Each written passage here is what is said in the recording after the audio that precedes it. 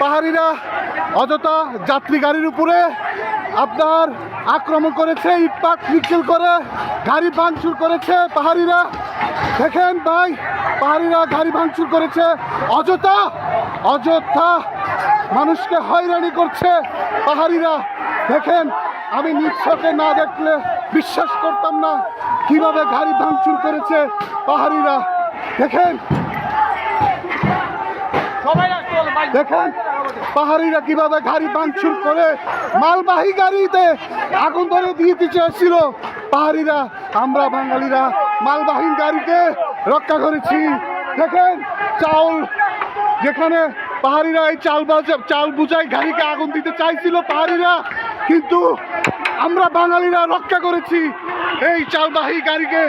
দেখেন দেখেন দেখেন দেখেন ওই যে পাহাড়ি সন্ত্রাসী